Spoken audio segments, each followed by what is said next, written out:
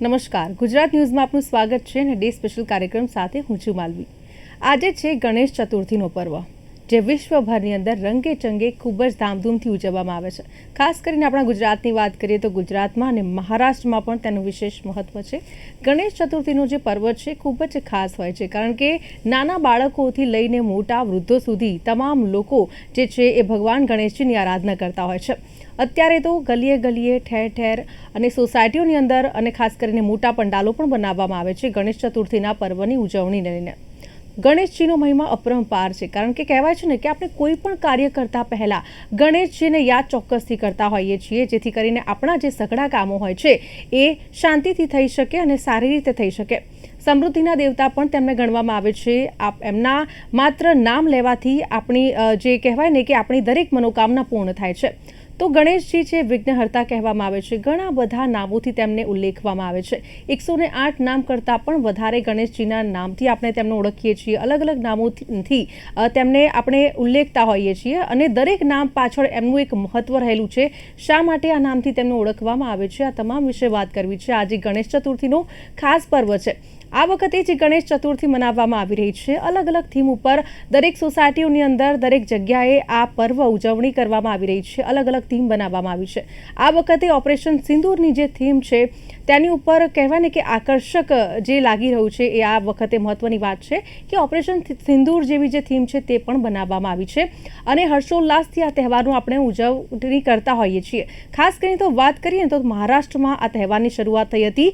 વર્ષ 1893માં આ તહેવાર છે તે બાલ ગંગાધર તિલક દ્વારા ઉત્સવ મનાવવામાં આવ્યો હતો અને પાછળનું કારણ હતું કે એ સમયે અંગ્રેજોનું શાસન હતું અને કહેવાય છે કે એ દરમિયાન જ બાલ ગંગાધર તિલક, જેમને આપણે લોકમાન્ય તિલક તરીકે ઓળખીએ છીએ, તેમના દ્વારા આ ઉત્સવ છે સાર્વજનિક ગણેશજી તેમનું જે ઉત્સવ છે તેમના દ્વારા મનાવવામાં આવ્યો હતો અને ત્યારથી જ આ તહેવાર ખૂબ જ ધામધૂમથી ઉજવવામાં આવે છે.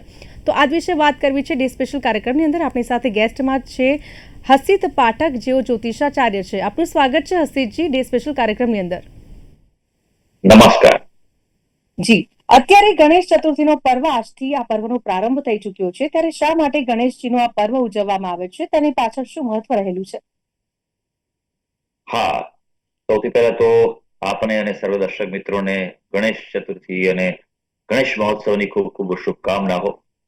આપણે જી કોઈ પણ કાર્યની શરૂઆત કરીએ છીએ ત્યારે હંમેશા એમ કહીએ છીએ કે શ્રી ગણેશાય નમઃ. ગણેશજી એ સૌથી પહેલા પૂજાતા દેવતા છે અને અગત્યની વાત એ છે કે વિઘ્ન નિવારણ માટેનો દેવતા છે. ખાસ ગણેશ મહોત્સવની જો આપણે વાત કરવામાં આવે તો ગણેશ ચતુર્થી જે ભાદરવા સુદ ચોથ એટલે શુક્લ પક્ષ અજવાળિયું જે આપણી ભાષામાં કહેવાય, તેમાં તેનો પ્રારંભ થાય છે અને અનંત ચૌદશ એટલે કે ચતુર્દશી જે ભાદરવા સુદ ચૌદશની તિથિ છે ત્યાં સુધી જી 11 દિવસ સુધી આ મહોત્સવનો પ્રારંભ થતો હોય છે અને ગણેશજીની સાર્વજનિક અને ઘરમાં બંને રીતે ઉપાસના કરીને ઘરમાં એક કુટુંબ ભાવના ઉભી થાય છે અને સાત્વિક અને ઉપાસનાની ધાર્મિક ભાવના પણ ઉભી થાય, તે આશયથી આ ગણપતિ મહોત્સવ જોડાતો હોય છે. ચોક્કસથી આપણે ગણેશોત્સવ જ્યારે ઉજવીએ છીએ ત્યારે એ સમજવું ખૂબ જ જરૂરી બની જાય છે કે એની પાછળ કહેવાય ને કે તહેવાર એક જ છે, પણ એની પાછળ અલગ અલગ દંતકથાઓ જોડાયેલી છે. તો આ તહેવારની પાછળ પણ એવી કેટલી કથાઓ જોડાયેલી છે, તેના વિશે શું કહેશો? હા, દંતકથાઓ કરતા પણ સૌથી પહેલી વાત તો જેમ આપણે જણાવ્યું તે રીતે જ જી કે લોકમાન્ય ગંગાધર તિલકે, બાલ ગંગાધર તિલક જે હતા, તેમણે આનો સાર્વજનિક મહોત્સવ ચાલુ કર્યો એક આશયથી કે જે સમયે આઝાદી આપણે મેળવવા હતી ત્યારે પ્રતિબંધ હતો અને તે સમયે લોકોને ભેગા થવાતું ન હતું, તો એક આ ધાર્મિક ભાવના આયોજનના ભાગરૂપે લોકો મળી શકતા હતા અને આઝાદીની ચળવળ કરી શકાતી હતી. એટલે એમ જી કહેવાય આપણે કે ભગવાન ગણેશજીના આ ગણેશ મહોત્સવથી ભારત દેશને આઝાદી મળી છે અને આ મહાક્રાંતિની ત્યારથી શરૂઆત થઈ છે. કથાઓની જો વાત કરવામાં આવે તો ભગવાનની મૂર્તિ બનાવવાનું એક વિશેષ મહત્વ છે.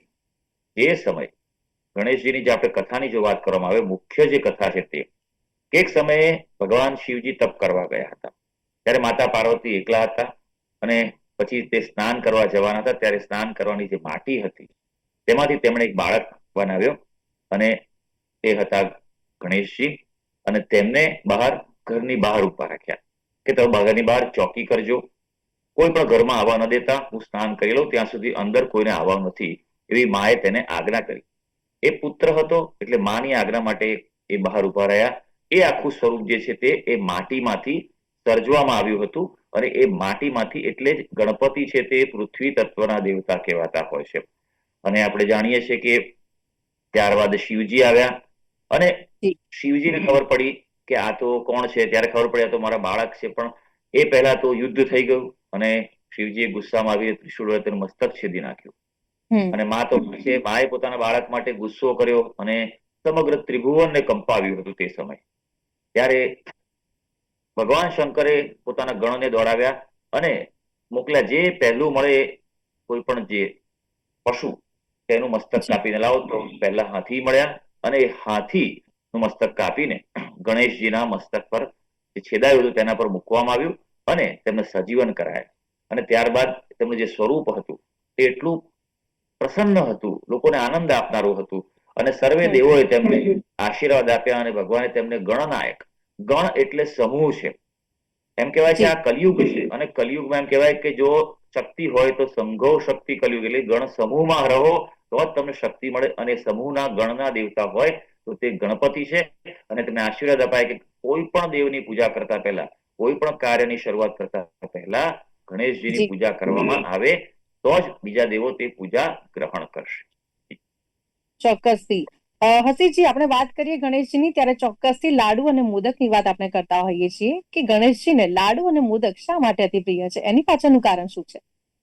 હાજી, જો મોદક શબ્દ શું છે ખબર છે? મોદ એટલે સંસ્કૃતમાં તેનો અર્થ થાય છે આનંદ આપનાર. લાડુ આજે કોઈ પણ ખાય એને આનંદ મળતો જ હોય છે. અને ભગવાન ગણેશજીનું સ્વરૂપ છે ને તે આપણે બાળ સ્વરૂપમાં જ જોઈએ છે. આપણે જો ગણેશજીનું સ્વરૂપ છે ને એ બધાને પ્રિય છે.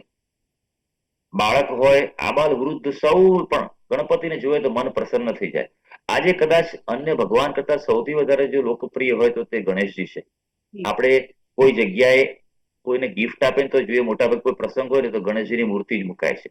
કોઈના ઘરે જાઓ ને આપ તો પણ ત્યાં આગળ તમને જોવા મળશે કે ત્યાં ગણેશજી વિવિધ સ્વરૂપે મૂકેલા હોય છે. ક્યાંક નૃત્ય કરતા, ક્યાંક વાદ્ય સાથે હોય છે, ક્યાંક બેઠેલા હોય છે. અલગ અલગ સ્વરૂપોમાં આપણે માણીએ છીએ. એમ આનંદની જયારે વાત આવે ત્યારે આનંદ સ્વરૂપ એ ગણપતિ છે. ગણેશ શબ્દનો અર્થ શું છે ખબર છે? ગ એટલે જ્ઞાન, અણ એટલે આનંદ આપનાર અને શ એટલે ઈશ્વર. સમજ્યા ને? જ્ઞાન સાથે આનંદ આપનાર ઈશ્વર એટલે મોદક છે. મોદક જયારે ધરાવવાથી એ મોદક પણ એક પ્રકારનો સંપૂર્ણ આહાર છે. તમે એમાં ઘી હોય, ઘઉં હોય, ગોળ હોય, આ બધું કરવાથી તૃપ્તિનો અનુભવ થાય છે. અને જયારે આહાર અન્નને નારાયણ કહેવાયા છે એટલે મોદક સ્વરૂપે જયારે ભગવાનને ધરવામાં આવે ત્યારે એમને સૌથી પ્રિય આહાર હોય તો મોદક છે. પણ ભગવાનને માટે શ્લોકમાં એ પણ કહેવાયું છે કે આની સાથે બીજા બે ફળો પણ તેમને પ્રિય છે. એક કોઠું પ્રિય છે અને જાંબુ. આ પણ તેમને કપિત્થ જાંબુ ફલપ ચારુ ભક્ષણ.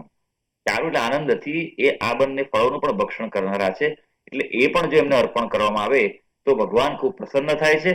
અને પ્રસાદ તરીકે બે મહત્વ છે કે મોદક જયારે આપણે બનાવીએ ને તો એ લાંબો સમય ચાલે છે. પ્રસાદ તરીકે મૂકવાથી બગડતા નથી. અન્યને વહેંચવા જાઓ, કોઈ રાહ જોઈને બેઠું હોય તો એના માટે પણ તમે રાખી શકો છો. દિવસો સુધી મોદક રહી શકે છે. એટલે અને હંમેશા કોઈ પણ મીઠી વસ્તુ હોય ને ગળી, એ મનને આનંદ આપતી જ હોય છે. જેવું ભગવાન ગણેશનું સ્વરૂપ આનંદ આપનાર છે તેમ તેમનો પ્રસાદ મોદક પણ સૌને આનંદ આપે છે. માટે જ તેમને પૂજામાં નૈવેદ્ય તરીકે મોદક ધરાવાય છે. ચોક્કસથી હસીજી, અને બાળકોને પણ મોદક અતિ પ્રિય હોય છે ને એટલા જ માટે ગણેશ ઉત્સવના પર્વમાં આપણે જોતા હોઈએ છીએ કે બાળકોની જે ધ્યાન હોય છે લાડુ સામે હોય છે. અને આ સાથે જ અત્યારે સોસાયટીઓમાં પણ તમે જોશો કે બાળકો દ્વારા જ બધું આયોજન કરવામાં આવતું હોય છે. મોટા ભાગે એવું બનતું હોય છે કે ભાઈ ગણેશજીની અમે પૂજા કરીએ, આરાધના કરીએ, આરતી કરીએ. જે રીતે કાર્યક્રમો સોસાયટીની અંદર કરવામાં આવતા હોય છે. હવે ખાસ કરીને એ પણ જાણવું છે કે જો આપણે ગણેશજીની સ્થાપના ઘરની અંદર કરીએ છીએ તો કઈ કઈ વાતોનું ધ્યાન રાખવું જરૂરી છે? હા, જુઓ, ગણેશજી એ છે ને એવા દેવ છે કે જેને કોઈ વિશેષ વસ્તુની જરૂર નથી.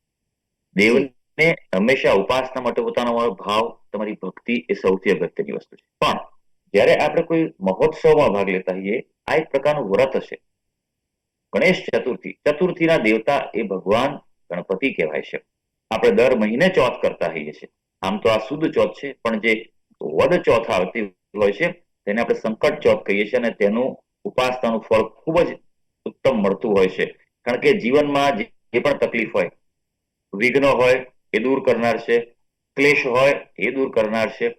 તો જી જ્યારે આપણે ઘરમાં લાવતા હોઈએ ત્યારે એ પહેલેથી નક્કી કરવાનું હોય છે કે કેટલા સમય માટે, કેટલા દિવસ માટે આપણે ભગવાનની સ્થાપના કરીશું. ભગવાનની સ્થાપના 1.5 દિવસ માટે થાય, 3 દિવસ, 5 દિવસ, 7 દિવસ, 11 દિવસ સુધી પણ રાખી શકાય છે. પણ સામાન્ય રીતે ઘરમાં મોટા ભાગે 1.5 દિવસ, 3 દિવસનું ખૂબ મહત્વ હોય છે. સાર્વજનિક ક્ષેત્રે ચોક્કસપણે 11 દિવસો રાખવામાં આવતો છે. પણ જ્યારે ઘરમાં તમે સ્થાપના કરો ત્યારે તેનો નિયત મુહૂર્તમાં એને લાવવાનું છે. 3 પ્રકારના મુહૂર્ત હોય છે. પહેલું કે તમે જ્યારે મૂર્તિ લેવા જાઓ, નક્કી કરો, એ અગત્યનું સૌથી મુહૂર્ત છે. બીજું મુહૂર્ત એ છે કે મૂર્તિને તમારા ઘરમાં લાવવા માટે, જ્યારે ભગવાન આપણા ઘરમાં પધારે એ મુહૂર્ત પણ અગત્યનું છે. અને ત્રીજું મુહૂર્ત જે ગણેશ ચતુર્થીના દિવસે જી ભગવાનની સ્થાપના કરવાનો અને પૂજાનો પ્રારંભ કરવાનો છે. ભગવાનને લાલ રંગ ખૂબ પ્રિય છે, એટલે પૂજામાં જી હંમેશા લાલ રંગનો વિશેષ ઉપયોગ કરવો જોઈએ. ભગવાનને લાલ વસ્ત્ર ચડાવવાના, લાલ રંગનું આસન પાથરવાનું. ઉપરાંત ઘઉં એ પણ પ્રતીક ગણાય છે ગણપતિની પ્રિય વસ્તુઓમાંનું. તો ઘણી જી જગ્યાએ એવું પણ છે કે ઘઉંનું અષ્ટદલ કમલ બનાવી તેના પર મૂર્તિનું સ્થાપન કરાય છે. ભગવાનને જી સિંદૂર ચડાવવાનું હોય અને ભોગ ધરાવવાનો હોય છે. લાલ રંગના પુષ્પો તેમને ખૂબ પ્રિય છે. ખાસ કરીને જાસૂદ એ એમના માટે અતિશય પ્રિય છે. બીજું કે તેમને દુર્વા નિયમિત જી ચડાવવી જોઈએ.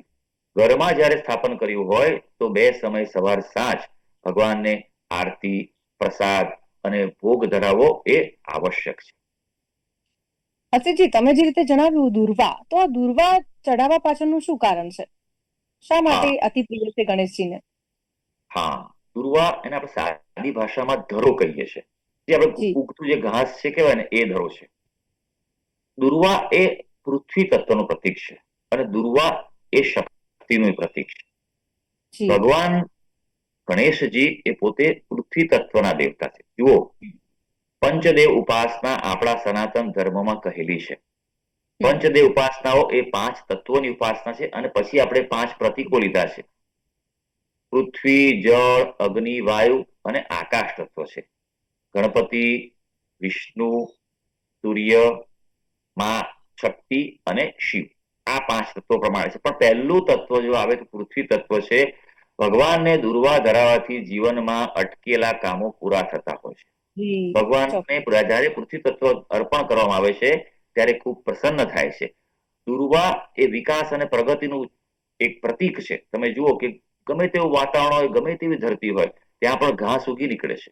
દુર્વા છે તેનો ફેલાવો થાય છે. અને આપણે તો ઘણીવાર જોઈએ છીએ કે દુર્વા એટલે જવારા પણ એક પ્રકારનું પ્રતીક છે. અને એ જી જવારા છે તે જીવનદાયક ગણાય છે. તેનો રસ પણ લોકો પીતા હોય છે. આમ હમ ભગવાનને જ્યારે દુર્વા અર્પણ કરવામાં આવે તો તે છે. દુર્વાની જ્યારે વાત નીકળી છે ત્યારે બીજી એક વાત પણ ખાસ આપણે કહી દઉં કે જી ભગવાન ગણેશજીની ઉપાસના પૂજામાં ક્યારે તુલસીનો પ્રયોગ નહીં કરવાનો. તેમને જી તુલસી ક્યારે ચડાવવી નહીં. શ્રી ગણેશની ઉપાસનામાં તુલસી એ વર્જ્ય ગણાય છે. જી ચોક્કસથી. હસીજી, ખૂબ સુંદર વાત કરી છે આપે. અને ખાસ કરીને જો વાત કરીએ તો ગણેશજીના એટલા બધા નામ છે, કયા નામથી એને બોલાવીએ? કારણ કે ગજાનન કહો, સિદ્ધિ વિનાયક કહો, કે પછી વક્રતુંડ કહો, ઘણા બધા એવા નામો છે. 108 નામ. કયા કયા નામ કહું? મંગલમૂર્તિ, ગજાનન, લંબોદર, વિઘ્નહર્તા, એકદંત, સિદ્ધિ વિનાયક, આવા ઘણા બધા નામોથી ઉલ્લેખીએ છીએ. તો એ નામ પાછળનું કારણ શું છે? શા માટે ગણેશજીને આટલા બધા નામોથી બોલાવવામાં આવે છે?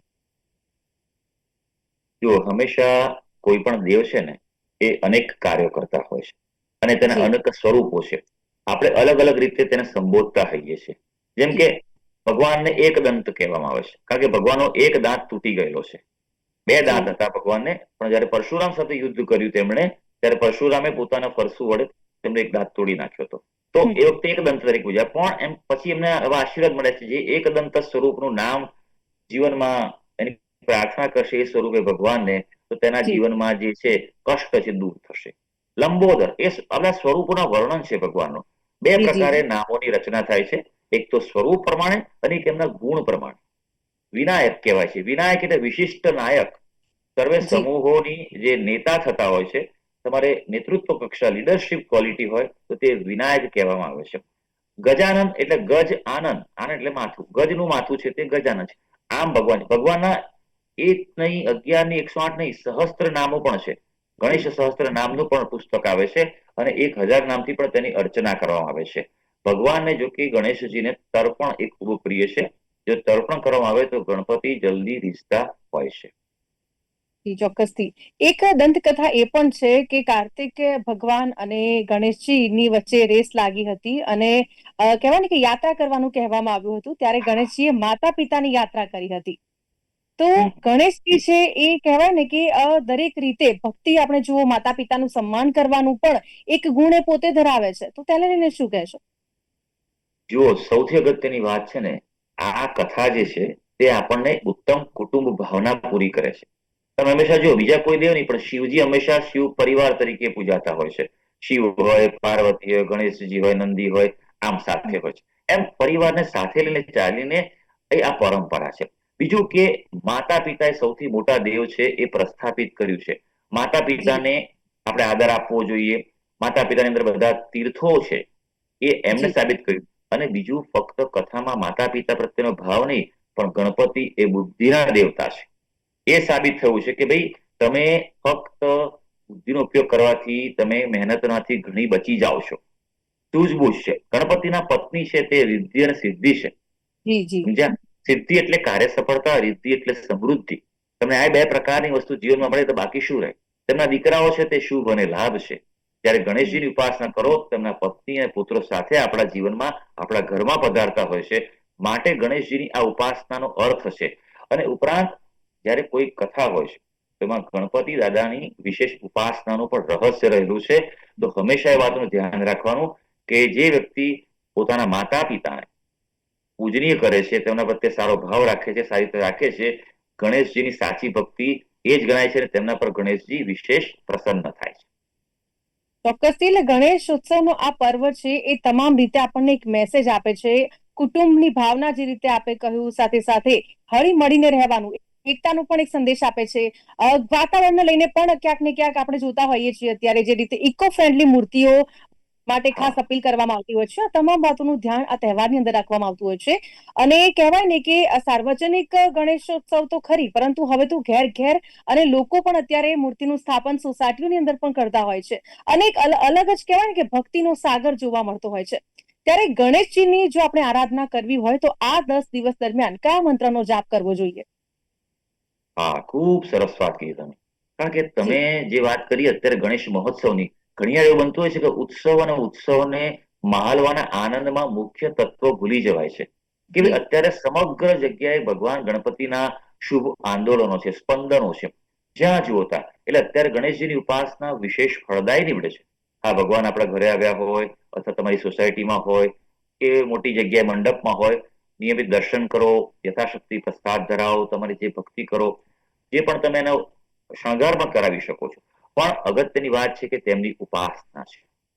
ઉપાસના બે પ્રકારે ગણપતિની થાય છે.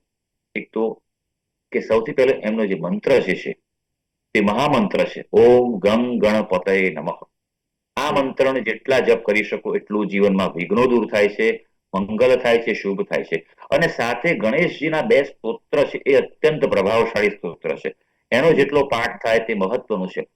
આજે મારે કહેવું છે આપણા માધ્યમથી કે ઘણી જગ્યાએ જોવા જઈએ તો ચારે બાજુ મ્યુઝિક બહુ વાગતું હોય છે મહોત્સવમાં. બધા મોટા જી, મોટા ભજનો વાગ્યા કરતા હોય છે. પણ જેની જગ્યાએ જો ભગવાનનો મંત્ર વધારે વગાડવામાં આવે, ભગવાનના હમ, સ્તોત્ર પાઠ કરવામાં આવે. બે સ્તોત્રોની જે વાત કરું છું, પહેલી વસ્તુ એ છે કે ગણેશ અથર્વશીર્ષ. એ જી, વેદોમાં જેનો ઉલ્લેખ છે, ભગવાનને બ્રહ્મ સ્વરૂપ ગણવામાં આવેલા છે. બ્રહ્મ જ્ઞાનની પ્રાપ્તિ પણ ગણેશજીની ઉપાસના વગર થતી નથી. અને તેના જો 1000 પાઠ કરવામાં આવે તો તમારી સકલ કામનાઓ, તમારી ઈચ્છાઓ, કોઈ સંકલ્પ હોય તમારો જીવનનો તો તે પૂરો થાય છે. પણ વિધિવત રીતે કરવું જોઈએ. જો ચતુર્થીથી 14 સુધીના સમયગાળામાં જો સંકલ્પ લઈને અનુષ્ઠાન કરવામાં આવે તો તે ઉત્તમ ફળદાય છે. અને બીજું છે એ છે સંકટનાશન ગણેશ સ્તોત્ર છે. આ બાળકોએ વિશેષ કરવો જોઈએ. કારણ કે આના ફળમાં જ લખ્યું છે કે વિદ્યાર્થી લભતે વિદ્યામ. આમ તો સાથે ધનની પ્રાપ્તિ કરનારા વ્યક્તિઓ માટે પણ લાભદાયી છે. તો આ નાનો પાઠ છે. જેટલો થઈ શકે જો એ કરવામાં આવે તો વિશેષ રીતે એ ફળદાયી રહેતો હોય છે. પણ હા, મેં જે કહ્યું કે ભગવાનની આરતીનું પણ એટલું મહત્વ છે. સવાર સાંજ પતિ દાદા તમારે ત્યાં લાવ્યા હો તો એની જી, જી, આરતી કરવી એ મહત્વની. જી. થેન્ક યુ વેરી મચ હસીતજી, આપ અમારી સાથે જોડાયા અને ચર્ચામાં ભાગ લીધો એ બદલ. Thank you very much. નમસ્કાર. તો જે રીતે ગણેશોત્સવનો આજથી પ્રારંભ થઈ ગયો છે, દરેક જગ્યાએ ઠેર ઠેર કહેવાય ને કે ગણેશોત્સવનો પર્વ ધામધૂમથી ઉજવવામાં આવતો હોય છે, ત્યારે આપણે પણ આ જ પર્વ છે તેને ખૂબ જ ધામધૂમથી ઉજવીશું. તો હાલ ડે સ્પેશિયલ કાર્યક્રમની અંદર બસ આટલું જ. ફરીથી મળીશું. અત્યારે મને આપશો રજા. નમસ્કાર.